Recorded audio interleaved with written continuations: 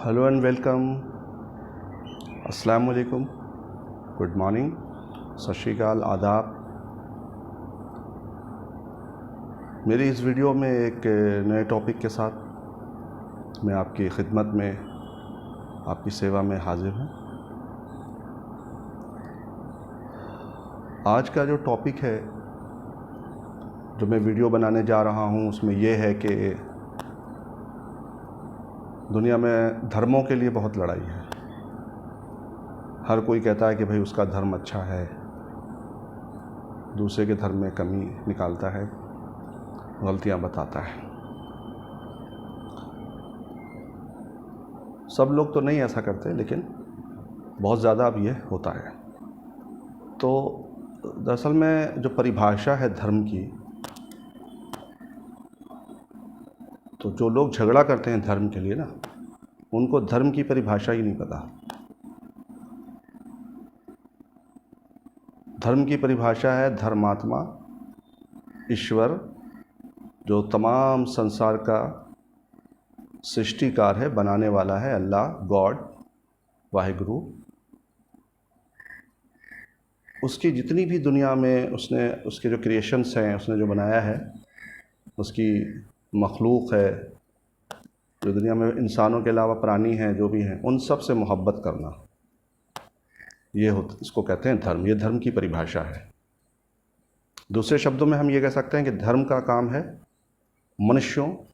तमाम मनुष्यों के बीच में प्रेम का माहौल बनाना, इसको धर्म कहते हैं। तो आज की इस वीडियो में जो मेरा प्रश्न है, विश्व के सभी लोगों से मेरा एक प्रश्न है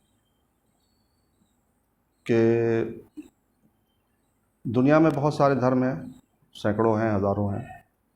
उसमें मुख्य जो धर्म है जो चल रहे हैं, तो जिनको जानते हैं सभी लोग, ज़्यादातर मानने वाले लोग हैं, जैसे क्रिश्चियनिटीज़ है, ईसा अलैहिस्सलाम के मानने वाले, और इस्लाम है, प्रॉफिट मोहम्मद साहब के फॉलोअर जो हैं। फिर हिंदू धर्म है, श्री कृष्ण और ब्रह्मा और विष्णु और महेश और भोले, इन सब के मानने वाले। तो एक इंसान होने के नाते, एक मुसलमान होने के नाते, जो कुरान में हमारी तालीम है कि भाई सभी धर्मों का आप एहतराम करें, माने नहीं उस धर्म को, मानना अपना धर्म है, एहतराम करना है, रिस्पेक्ट करना है, सम्मान, और अपशब्द नहीं बोलना।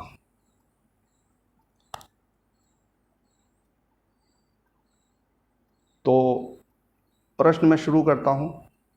अगर आप लोगों के पास इसका सही उत्तर हो तो आप लोग भी मुझे कमेंट में बॉक्स में लिख के भेज सकते हैं कि इस दुनिया में तो बहुत सारे धर्म हैं, इस्लाम है, हिंदू है, या सनातन धर्म है, या जो भी है, क्रिश्चियनिटीज़ है, ज्यूश हैं, पारसी हैं, बौद्ध हैं, ये सारे धर्म हैं दुनिया में जिनको हम और आप जानते हैं। जैनिज़्म भी है। लेकिन जब इंसान दुनिया में पैदा नहीं हुआ था, आया नहीं था, भेजा नहीं गया था, जब उसने जन्म नहीं लिया था इंसान ने, मनुष्य ने, तो उसका धर्म क्या था?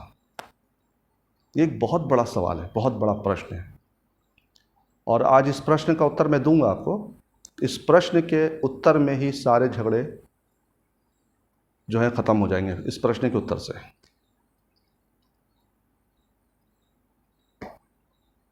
अब ये कि जी कोई ये कहेगा कि साहब जब हम जन्म ही नहीं लिए थे तो हमारा कोई धर्म भी नहीं था। नहीं, ऐसा नहीं है कि वो आप एकदम से ऐसे टपक गए। देखिए, एक अमरूद है, अब अमरूद के अंदर बीज है, उस अमरूद के बीज से पेड़ लगेगा, फिर अमरूद आएंगे, फिर पेड़ लगेगा, फिर अमरूद आएंगे। तो पेड़ से पहले अमरूद है। अब ये मुर्गी और अंडे वाला मैं नहीं बोल रहा हूँ कि पहले मुर्गी था पहले अंडा, मैं एक बात आपको लॉजिकल समझाने की कोशिश कर रहा हूँ। तो ठीक उसी तरीके से इंसान पैदा हुआ है, और इंसान के अंदर एक चीज़ होती है जिसको कहते हैं आत्मा। हम इस्लाम के मानने वाले, अरबी उर्दू वाले लोग कहते हैं रूह। आत्मा तो सभी जानते हैं कि हाँ साहब आत्मा होती है, सोल। तो ये आत्मा आई कहाँ से? भाई ठीक है, माता और पिता मिले, उनसे बच्चा डेवलप हो रहा है गर्भ में, बात समझ में आती है। उसमें आत्मा कहाँ से आई? तो आत्मा आई कहीं से, तो इसका मतलब आत्मा पहले से थी। तो आत्मा को किसने बनाया? अकॉर्डिंग टू इस्लाम, इस्लाम मजहब के मुताबिक, कुरान के मुताबिक, अल्लाह ताला ने दुनिया में इंसानों को, अल्लाह ने, ईश्वर ने, आप संस्कृत में हिंदी में ईश्वर बोलते हैं, वो इंग्लिश गॉड बोलते हैं, हम अल्लाह बोलते हैं।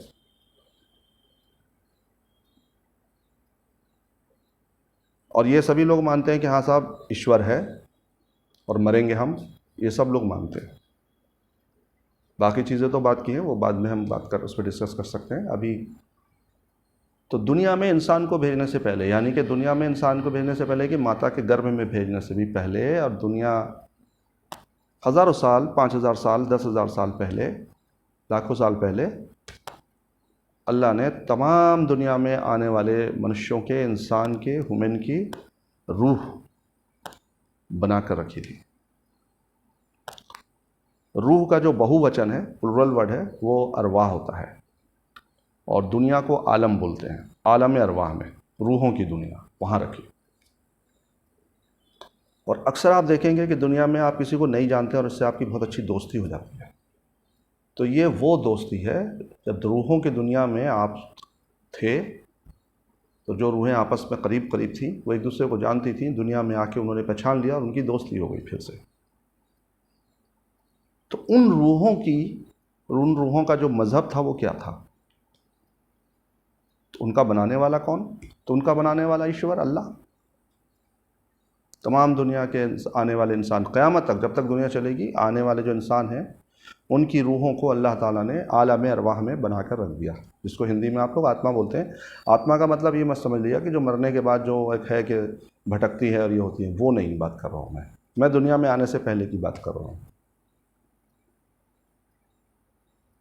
तो उनका मज़हब क्या था साहब? उनका मज़हब तो वही था कि वो अल्लाह को पहचानते थे, भाई मेरा रब ये है, इसने मुझे बनाया है। फिर वो इंसान जो है माँ के पेट में पहुँच जाता है, माता और पिता के मिलने से। माँ के पेट में पहुँचने के बाद वो डेवलप होता है, उसके पार्ट्स ऑफ बॉडी बनने शुरू होते हैं। कुछ महीनों के बाद उसमें रूह डाल दी जाती है, अल्लाह का हुक्म हुआ, रूह उसमें पहुँच गया। अब वो आप देखते हैं कि वो बच्चा जो है हाथ पैर चलाता है माँ के पेट में, और रूह आ गई है। उससे पहले नहीं चला था, फर्स्ट वीक या 40 डेज़ या 2 मंथ में, 3 मंथ्स में नहीं चलाता है, क्योंकि अभी डेवलपमेंट का वर्क चल रहा है, अभी तो वर्क इन प्रोग्रेस है, प्रोसेस में है। उसके बाद रूह उसमें डाली जाती है, आलम अरवाह से रूह आती और उस आदमी के रूह चली गई। सबकी रूह बनाई गई है, सब इंसान। और उसी तरीके से फिर उसकी लाइफ लिखी गई है कि कितनी लाइफ हुई, कि दुनिया में वो कितने ड्यूरेशन ऑफ टाइम के लिए आया है। लाइफ स्पान जो है वो उसके लिए भी वो अल्लाह को पता है, इंसान को नहीं पता। किसी को आने का समय पता होता है, जाने का तो किसी को नहीं पता होता कि कब जाएगा। तो जो प्रश्न था वो ये था कि साहब दुनिया में आने से पहले धर्म क्या था? दुनिया में आने से पहले हर इंसान अपने अल्लाह को, अपने रब को, अपने ईश्वर को पहचानता है, रूह जो है पहचानते हैं। रूह में आने से पहले इंसान कहाँ था? हवाओं में, फिज़ाओं में, फिर ग़ज़ाओं में, खाने में, फूड में पहुँचा। वहाँ से वो पिता की बॉडी में, क्रोमोसोम्स, स्पर्म्स जो आप लोग कहते हैं, उसमें डेवलप हुआ। फिर वो वहाँ से ट्रांसफ़र हुआ माता के गर्भ में, और वहाँ उसका डेवलपमेंट शुरू हुआ। फिर उसमें वो डाल दी गई। ये सब करने वाला कौन? ये सब करने वाला ईश्वर, अल्लाह, गॉड।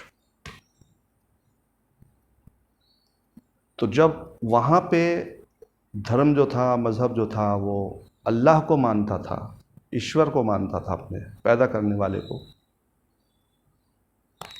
तो फिर दुनिया में आने के बाद इतने सारे जो धर्म हो गए, ये कहाँ से हो गए? तो इसका मतलब ये है, प्रूव ये होता है कि भाई पैदा करने वाला सबका एक है। इसीलिए सबके जो डिज़ाइन है, बॉडी स्ट्रक्चर जो है, सबका डिज़ाइन सेम है। भाई नाक की जगह पे सबकी नाक है। दो होते अलग अलग बनाने वाले, तो दोनों के डिज़ाइन अलग होते हैं। जैसे आज कंपनियां है ना, एसी की डिज़ाइन अलग होती है, कूलर बनाता है उसकी अलग डिज़ाइन है, मोबाइल बनाता है उसके अंदर डिज़ाइन और फीचर्स अलग होते हैं। सब इंसान के अंदर फीचर्स एक, डिज़ाइन एक, बनाने वाला एक। और उसके बाद जब इंसान मर जाता है, तो फिर यह रूह निकल करके आलम बरज़ख, एक दूसरी दुनिया है, उसमें वहाँ चला जाता है। तो अल्लाह ताला ने, ईश्वर ने, गॉड ने 7 दुनिया बनाई हैं।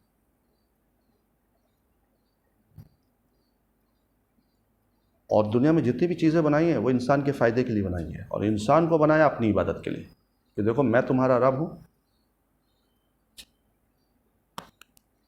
तुम दुनिया में भेजे जा रहे हो बतौर इम्तिहान, जाके वहाँ कर्म करो, मेरे नबी ने तुम्हें पाथ बता दिया, रास्ता दिखा दिया, चलो और वहाँ से फिर आ जाओ और फिर मुझसे इनाम पालो, और नहीं तो फिर तुम्हारे लिए कारागार भी है, सज़ा भी है। तो 7 दुनिया बनाई। सबसे पहले आलम अरवाह, जिसको हम रूहों की दुनिया कहते हैं, आत्माओं की दुनिया।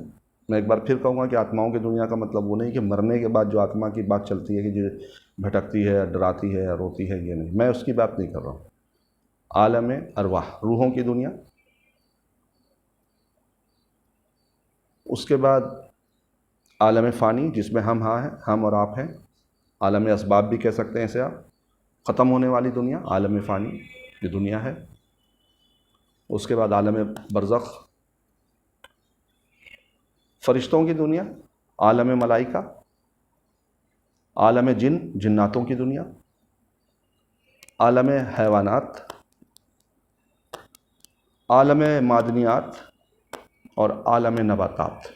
नबातात कहते हैं पेड़ पौधों को, मादनियात कहते हैं मिनरल्स को, जो नेचर का, अल्लाह की जो फैक्ट्री है, जो नेचर का फैक्ट्री है, जो मिनरल्स जो है फॉर्मेशंस में, प्रोसेस में है, चल रहे होते हैं। आप कोयला और फॉसिल फ्यूल और बहुत सारी चीज़ें, मार्बल्स के पत्थर और क्या क्या चीज़ें, सोना और सब निकलता है, वो भी एक दुनिया है।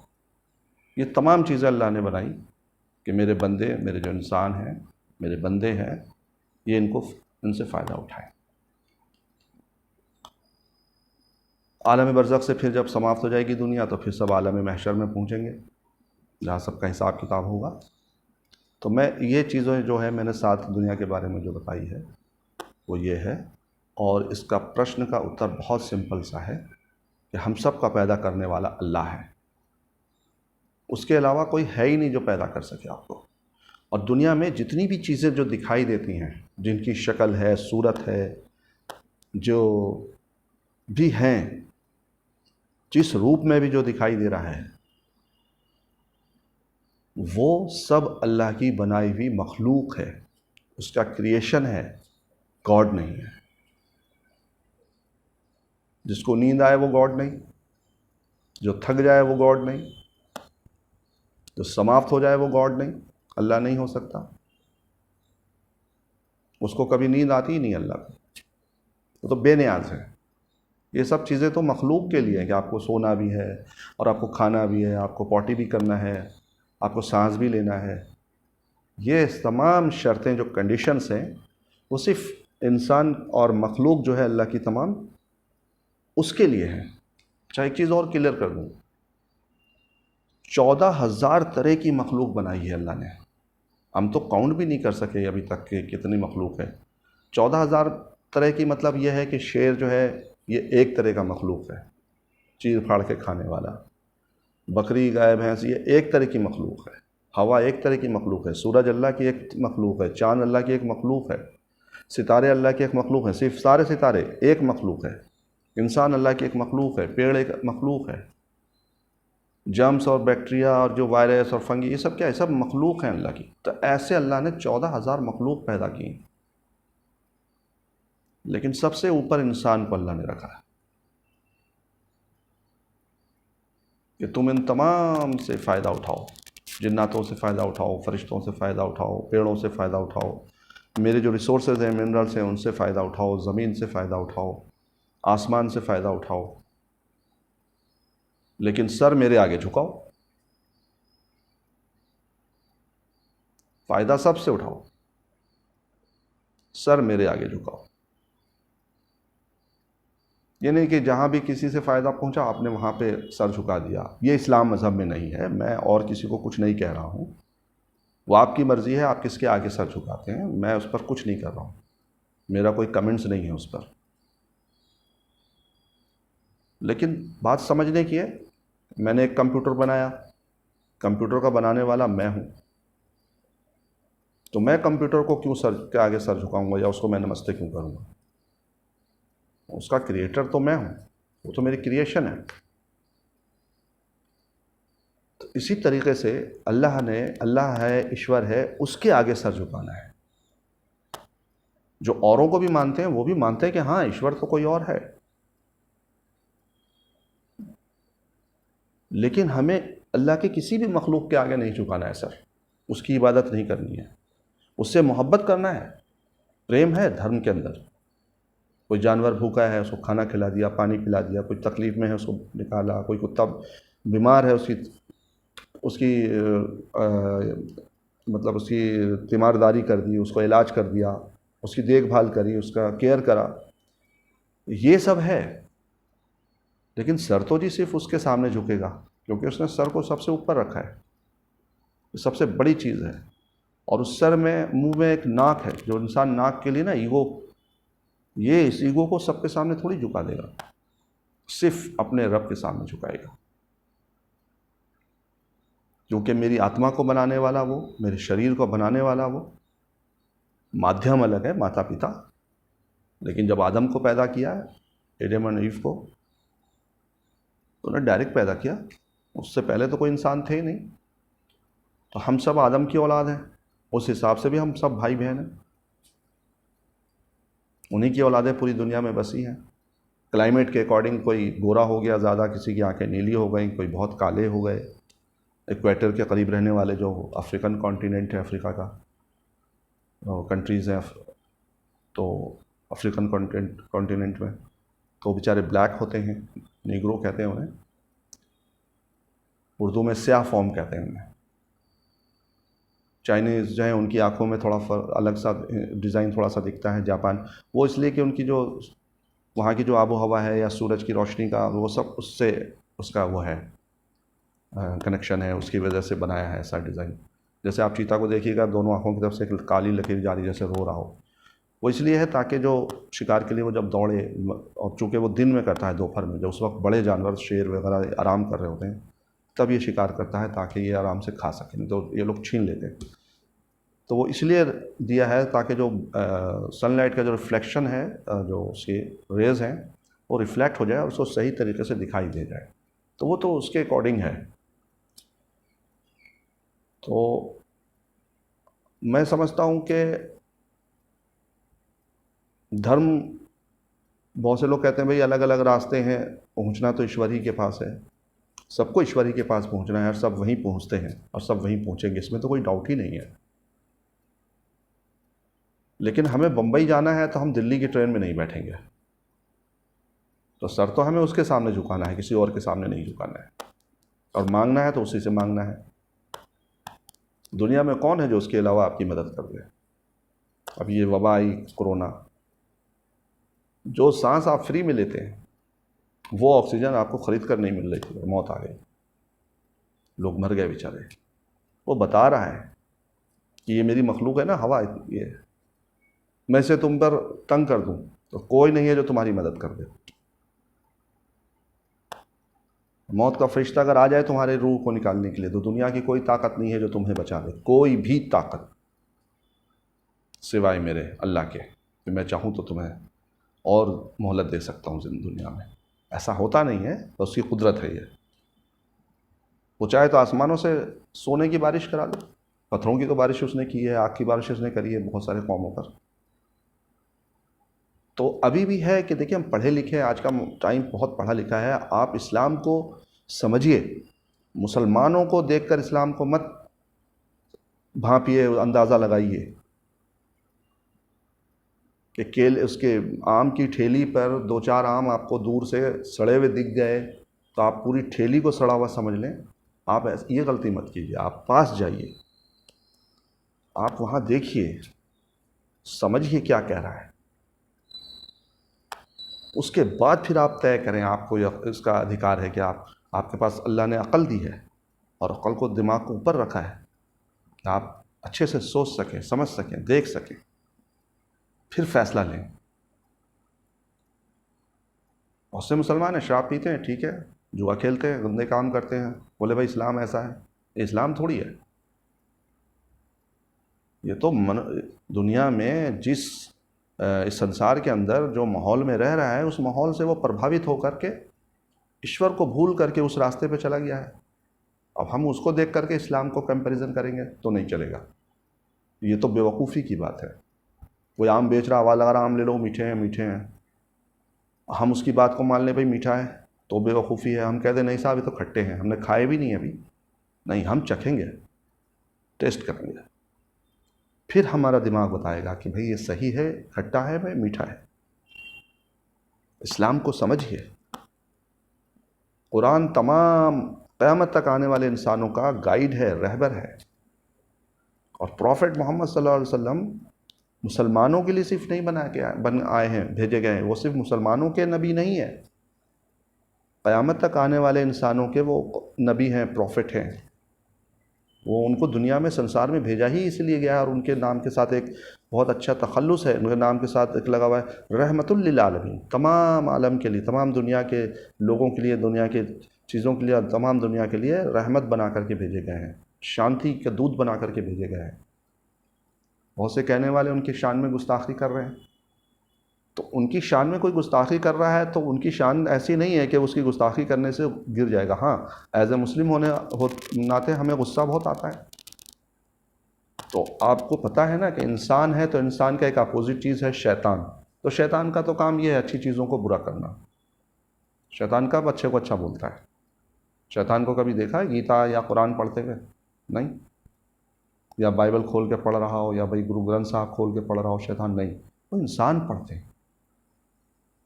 तो दो ग्रुप है, एक है ग्रुप अल्लाह वालों का, अल्लाह ईश्वर का ग्रुप, एक है राक्षसों का, शैतानों का ग्रुप। आपको डिसाइड करना है कि आपको किस ग्रुप में होना है। जब हमें ये पता लग गया कि भाई हम जब दुनिया में भी नहीं आए थे और हज़ारों साल, लाखों साल पहले हमारी आत्मा को अल्लाह ताला ने बनाया था और वहाँ पे वो रब मानता है, हाँ वहाँ उसी को रब माना है, तो दुनिया में आके किसी और को रब कैसे मान लोगे भाई? फिर क्या जवाब दोगे? फिर तो जाना उसी के पास है। तो सब मानते हैं ना कि एक दिन मरना है, तो सबको उसी के पास जाना है और फिर जवाब देना है। चलिए अगली वीडियो में मैं आपको थोड़ी और जानकारी दूंगा।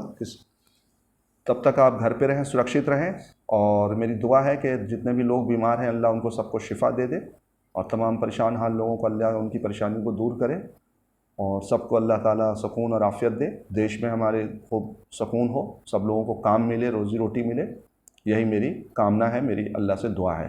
जय हिंद।